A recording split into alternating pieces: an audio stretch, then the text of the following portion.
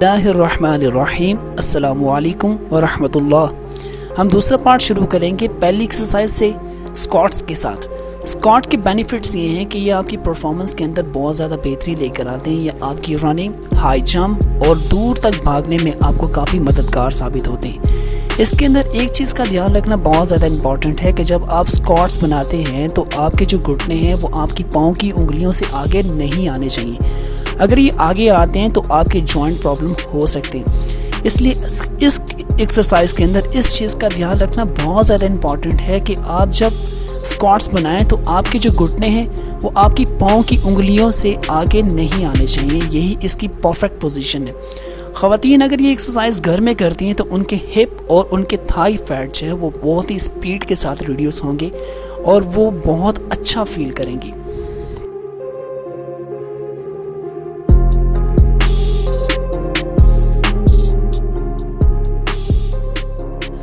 Next exercise Planck.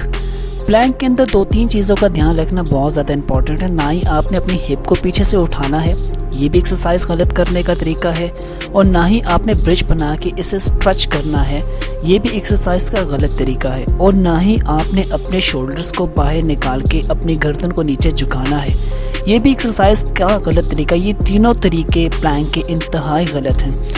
अगर आप Planck को सही तरीके से करेंगे तो ये आपकी टोटल बॉडी कैलोरीज को रिड्यूस करता है और आपकी चर्बी को जलाता है, ख़ास तौर पर आपके बिली फैट की। लेकिन हम इस एक्सरसाइज को पुशअप के ऊपर होल्ड करेंगे सिर्फ इसलिए ताकि हमारे जो मसल्स हैं वो स्ट्रॉन्ग हों और हम बेहतर से बेहतर एक्सरसाइज करने में कामयाब हों।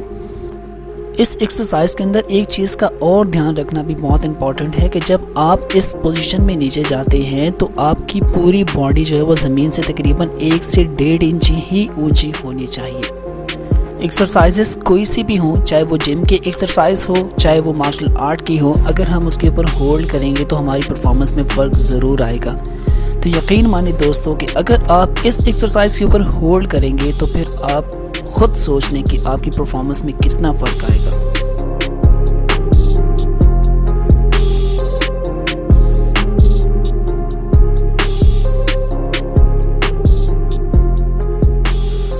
Next exercise arm and leg braces.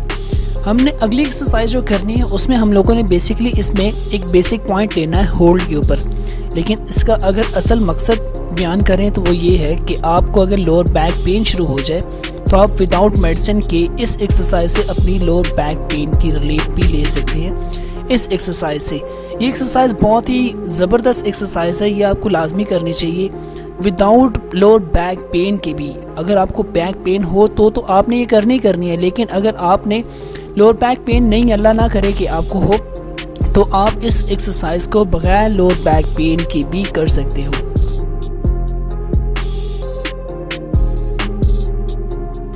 Next exercise के लिए मुझे होल्ड करने में काफ़ी प्रॉब्लम हुई। इसी तरह जब पहले दिन स्कूल में कोई भी बच्चा जाता है तो वो कोई भी चीज़ याद करता है, उसे पहले दिन याद तो नहीं हो जाती, वो प्रैक्टिस करता है तब ही वो परफेक्ट बनता है। तो परफेक्शन के लिए प्रैक्टिस जितनी इम्पॉर्टेंट है मेरी समझ में इसके अलावा और कोई बात नहीं आई। तो जब मैंने इस एक्सरसाइज की प्रैक्टिस करना शुरू की तो मेरा बैलेंस खुद ब खुद ही इंक्रीज होना शुरू हो गया। आप भी अगर प्रैक्टिस करेंगे तो आप भी इसमें ज़रूर परफेक्ट होंगे। तो मज़ीद इसी तरह की अच्छी वीडियोस के लिए मेरे चैनल को सब्सक्राइब कीजिए, लाइक कीजिए, साथ में दिए गए बेल आइकन को भी ज़रूर प्रेस कीजिए ताकि लेटेस्ट वीडियो की नोटिफिकेशन जो आप तक पहुंच सके।